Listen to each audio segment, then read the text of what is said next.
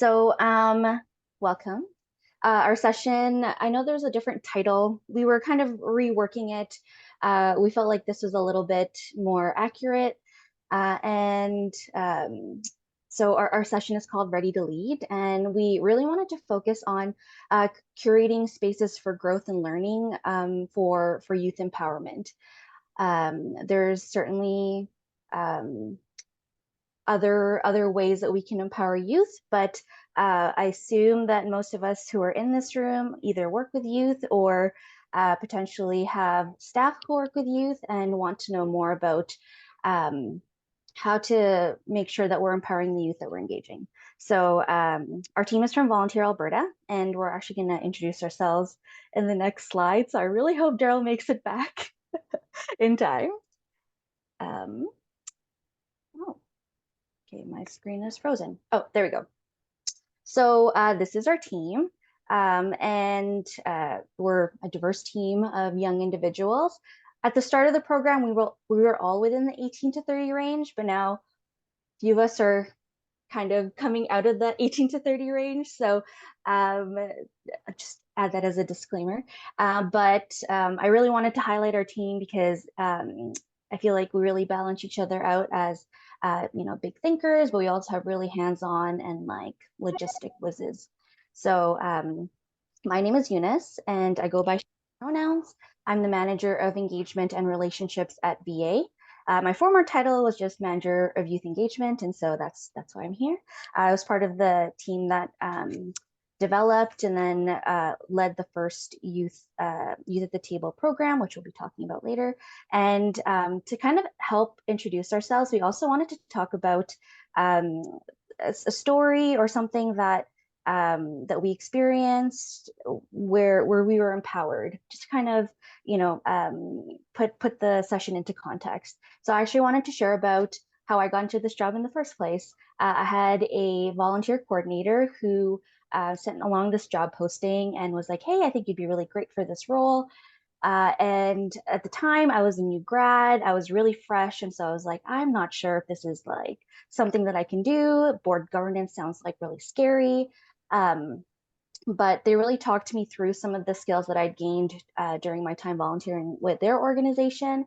And so, that empowered me to apply for this job. And I'm really happy to have been at VA now for almost 4 years. So because of my volunteer manager taking the time to, just reflect back what they'd been seeing, I felt empowered enough to apply for this job. And I was lucky enough to be selected.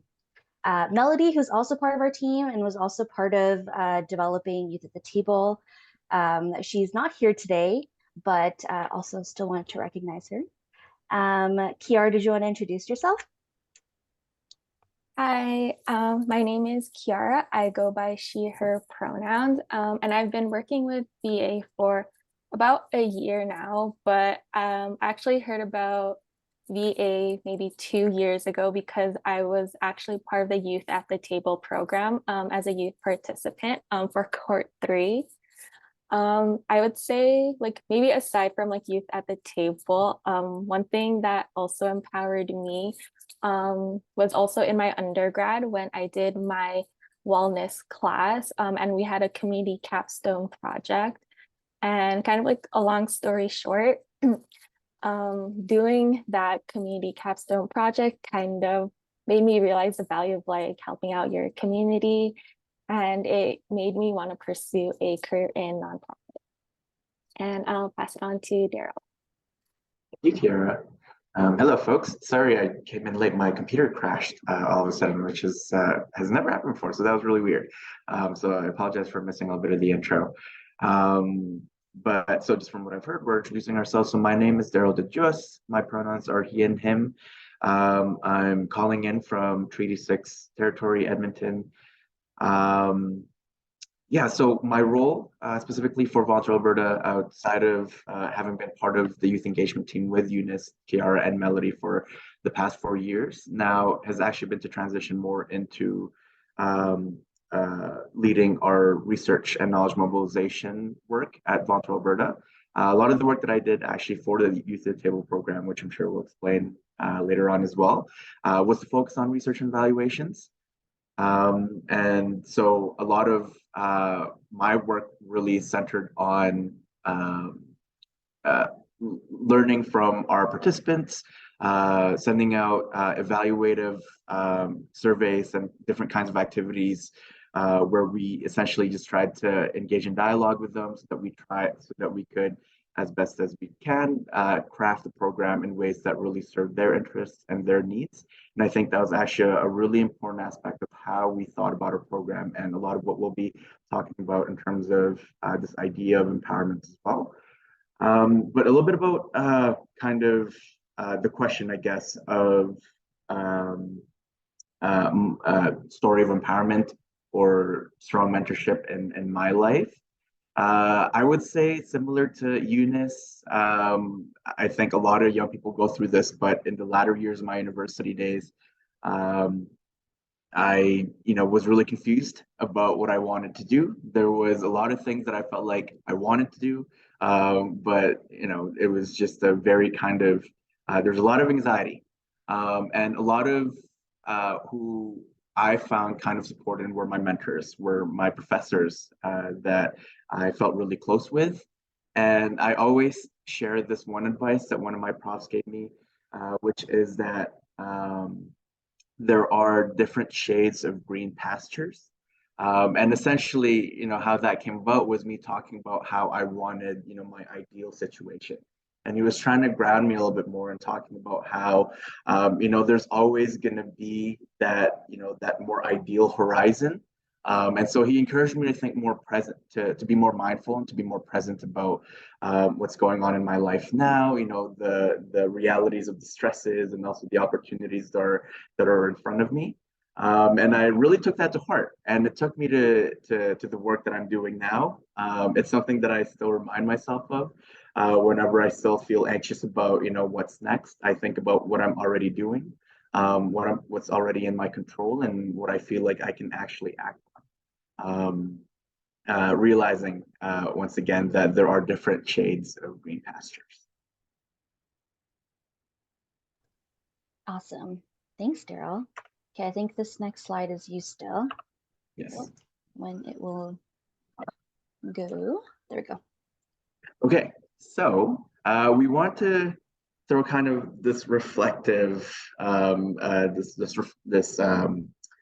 reflection, I guess, to you folks a little bit, hopefully to try and ground and hold the space together. And we also want to hear or learn from you a little bit if you're comfortable with sharing, but also just to give you the space to kind of think, to prepare kind of mentally or to shift the mindset of what we'll be talking about.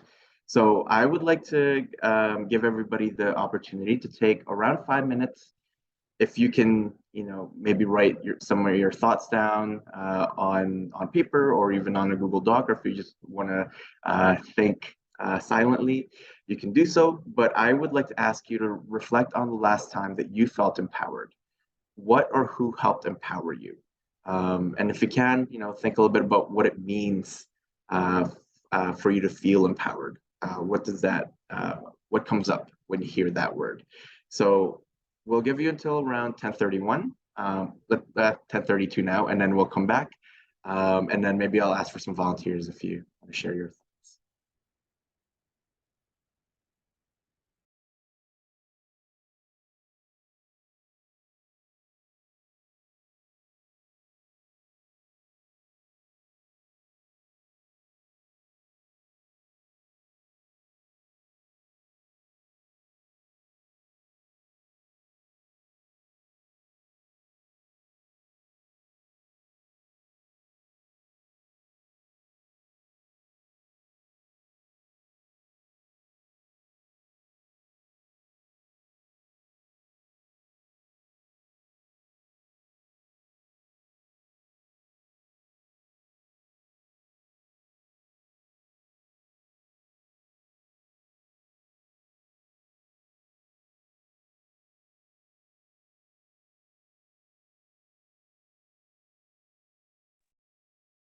I don't know, Eunice, if we want to put on some thanking music for like 3 minutes. I think that's one song. It's one short song.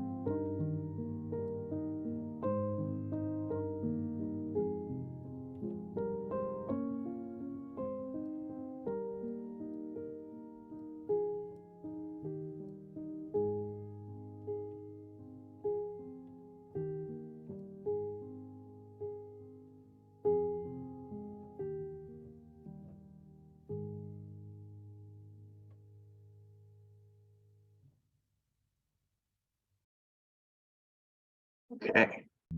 Great. Thanks for that, guys. I'm going to bring everybody back. I also wrote a couple of points for myself, actually, but does anybody want to volunteer and share what they wrote down or thought about? You can also share your thoughts on the in chat here, which it looks like Tyson has already done.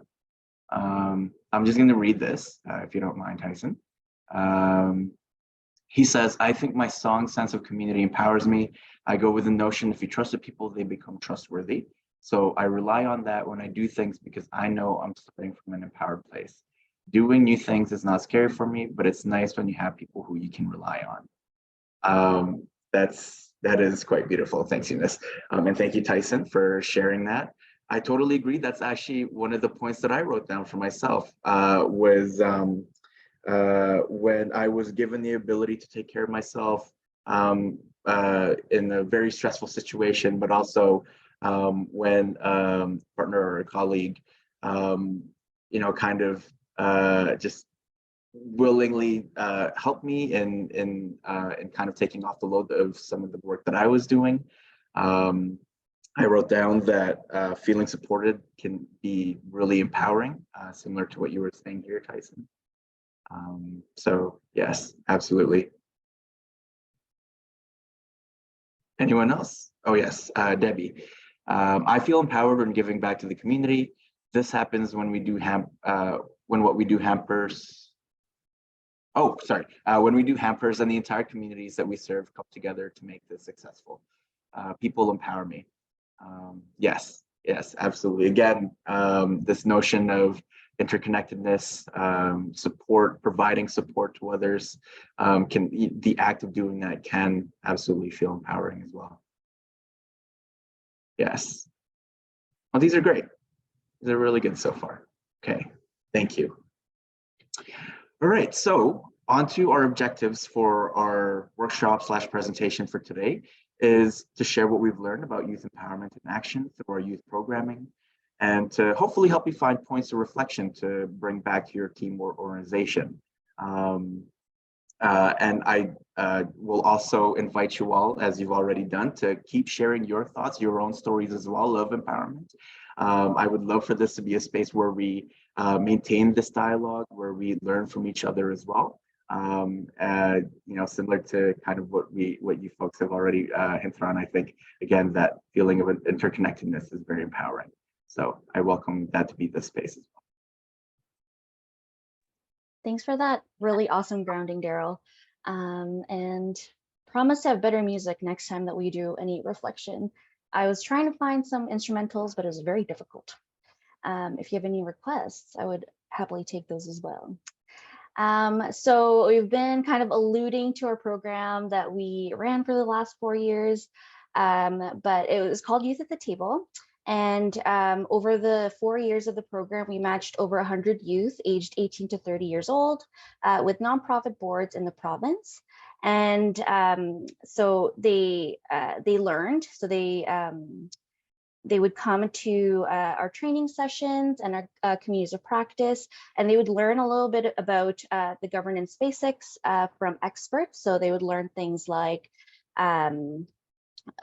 reading financial statements, what a board does, and then in their communities of practice, they would come together with their peers, some alumni, and even sometimes mentors, where they would then share more of the lived experience. So we really did try to mix the, we knew that you can't just join a board without knowing how to do anything on the board. I mean, realistically, that's what we would want from our board leaders, is that, you know, they kind of have a grounding in governance. So we wanted to make sure that our youth had that, and that they felt confident going to the board meetings. But we also knew that because this is a new space for them, a new experience, especially, you know, I'm sure most of us know that board governance is not the friendliest place to learn about leadership sometimes, especially in the nonprofit sector. Things are can sometimes be really turbulent.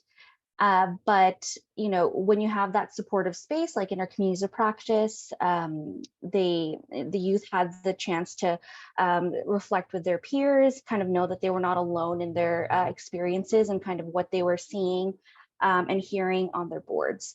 And we incorporated a lot of play into our programming. So as you can see here, youth are building some prototypes of what they felt like represented a welcoming board environment. And so they're using like Lego and Play-Doh to kind of like show through art what that looks like. And so we'll kind of get into this later, but having those different modes of learning and sharing was really key in our programming. And so I say the last 4 years of the program because so we were funded by the Canada Service Corps, and that round of funding has completed. But now we have all this learning from the last 4 years, and we're actually taking a break from actually delivering the program to just kind of assess the tools that we've developed and things that we've learned through the program to see how we can share that knowledge more broadly and potentially beyond board governance. So stay tuned. I think, Darryl, I'm going to pass it off to you now. Yes. Thank you, Eunice. Yeah, so we wanted to dive a little bit deeper into this idea of empowering spaces, particularly in the context of this programming through the table, and what it meant essentially for a lot of our youth participants. So one way that we wanted to try and paint this picture for you is to first talk about the challenges of navigating spaces, which I think relates to this idea of how you might feel disempowered in certain spaces where you feel like maybe you're not able to feel comfortable or navigate those spaces because maybe you lack confidence, or there's this feeling that you don't have the capacity to act on some of the things that you want to do. More specifically, what that's also looked like, particularly in the context of COVID, which is largely when we delivered this program, was our participants just feeling really tired, feeling really burnt out with COVID itself, but also a lot of the consequences that brought in their personal lives and their also and professional or their academic lives, having to juggle multiple priorities while also dealing with the uncertainty of the futures that people were dealing with, particularly for folks who were just transitioning out of school, trying to figure out where to work and all that stuff, while still obviously managing being part of the program to try and gain some kind of professional experience through joining a board. And also there were feelings of not belonging that people were expressing once they actually were serving boards, when they were serving on their boards, as Eunice implied a little bit. So there were a lot of things that were going on outside of their participation with the program. There were also feelings of imposter syndrome, which we didn't identify here, but that was a really big thing that came up, which again came back to this notion of maybe not having the right skills, the right capacities, or expertise in being able to even just participate in conversations, even though a lot of everyone that we brought into the program had different skill sets, different experiences with even student leadership that they brought to the table, but that feeling of imposter syndrome seemed to be there. Hence, kind of the importance of us wanting to provide training and education that help them build some of that technical expertise. But beyond that, trying to deal with feelings of burnout and the feelings of disempowerment that you get from not being able to maybe control everything as you'd like, we tried to provide different kinds of support. So we tried to provide check-ins as much as we could, just having one-on-ones or small group check-ins where we just asked everybody, like, how are you doing? Really getting to that very human ground level of just hearing people out and supporting them where we could, in terms of providing them resources when they felt like they needed to know more about things, that kind of stuff. Being flexible with them. Again, this was a time when people were dealing with fatigue and different priorities. And so from our end, we really took seriously the need for us to be a little bit open about the things that we asked from them in terms of deadlines and things like that, and how we communicated. And then we really tried to promote this asset-based approach, or really tried to promote the strengths. A lot of the conversation that we had in our communities of practice was helping our youth reflect on the things that they did well, in addition to understanding the challenges that they had on our boards. But also we tried to make space for how they might be able to solve those issues. Again, focusing on the things that they can control. And so the outcomes were, again, open dialogue. We always had this kind of arc of folks, feeling a little awkward in our communities of practice or at the start, with people not feeling, open to discuss, which is, totally reasonable. But as we kind of went on, people felt more confident in even being vulnerable with the challenges that they face. And I think that helped, again, with them feeling more empowered. And I think that showed with how open they were to talk about these things. And then it was also awesome for us to see their growth in being able to show how they solved a lot of those challenges that they had at the start of the program. Reciprocal flexibility, challenging our team to offer multiple ways of engaging. So I think maybe Eunice, you could speak a little bit more on what you meant by reciprocal flexibility, but there was ongoing, again, kind of like dialogue and back and forth between us and the participants, and figuring out what worked for them, not necessarily having this umbrella approach of saying, this is how, how we want to be open or how we want to approach everyone. We had to have those check-ins to see what actually was going on in their personal lives and adjust based on that. And we did also find that they were very forgiving towards us whenever we, were busy with certain things, or maybe we didn't support in ways that we wanted to as well. So that was really great to see. And yeah, increased self-esteem and confidence. And again, I think this came from the peer support, the education, the training that they got, but also just going through the process itself and learning that they could do it. And then finally, a very positive outcome was a very engaged alumni network. So we're actually on the process now that the program has ended of developing an alumni network. And there's been a lot of interest, particularly in maintaining that community that people developed. Part of what the Alumni Network Committee is now developing is a continuous learning series where they can continue learning about how to apply their skills from governance in their professional lives, things like that. So again, just this continued engagement, I think, was for us very positive. And for me, were signs of people feeling empowered. Oh, only 2 minutes left for this session. Okay, I was just going to add really quickly that in terms of continued action, we do have like a spin-off, I guess, of our youth programming where we provided some of our alumni with micro grants, and the fact that so many of the participants in that little spin-off came from the Youth at the Table program also showed us that they were empowered to continue acting on those social issues that they were interested in since the start of the program. So that was a really awesome thing for us to witness. I'm just gonna move along, Darryl, if you don't mind. Yes, definitely. Okay, so by the way, these slides are already linked on the Miro board. So if we can't go through every single slide in detail, just wanted to let you know that that was there and available for you already. Darryl, did you just want to summarize a little bit about where these came from and what these are? These testimonials? Should we actually maybe just go to the reflection points? Oh. But these are, yeah, you folks can read this. These are just some of the reflections that people had. So the things that people said themselves. Yeah. Okay, so whenever an organization comes to us and they're like, how do we engage youth? How do we bring more youth on our boards? How do we bring youth blank?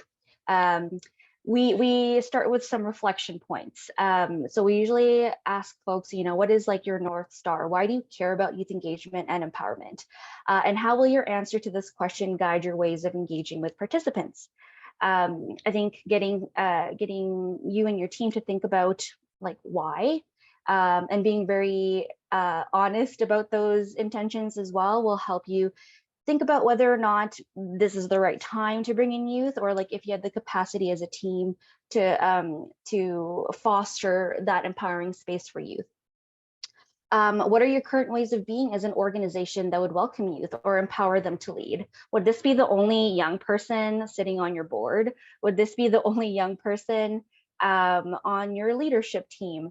What are some of those things that, even if you did open up the space, if a youth was looking at your team, like your team makeup on your website, would they be encouraged to apply because they see themselves in the makeup of your team? And it's not just about age, it's also just, all intersections of identity. And are you ready to be challenged? And how will you keep an open mind? Something that we heard from mentors, and a lot of the mentors that came out of the program actually also grew so much where they were challenged, but they actually took the challenge and acted on it. And they changed their ways of being because they realized that it was not conducive for this learning space and growth space that youth need to be and feel empowered. So just some reflection points that you might want to bring back to your team, maybe at your next team meeting. And I just listed some helpful tools. They're also linked on the Miro board, just kind of beside our session whiteboard. So I've listed our good practice guide, which those testimonials are from. Oh no, 1 minute. I also listed some blog posts that some of our alumni helped us write, and 2 websites for 2 organizations, the Canadian Council for Youth Prosperity and Apathy is Boring. They do incredible youth work across the country. They also have really great social media accounts, blogs, that kind of thing. And we follow them like all the time because they just have really great content. So yeah. We did have a slide on questions, but we likely won't have time for that. So in the slides, we have our contact info. If you'd like to connect with us, please do. Yeah, thank you so much for your time with us. We really appreciated getting to share about our program with you.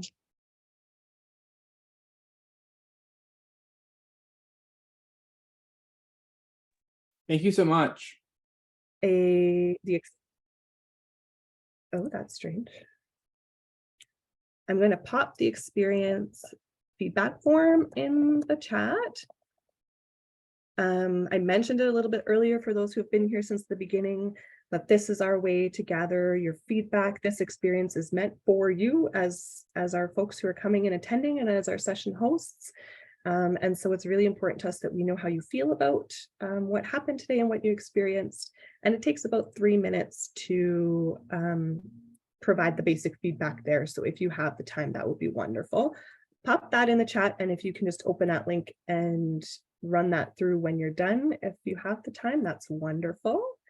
I think we've got everybody back here, and so I'm just going to grab my screen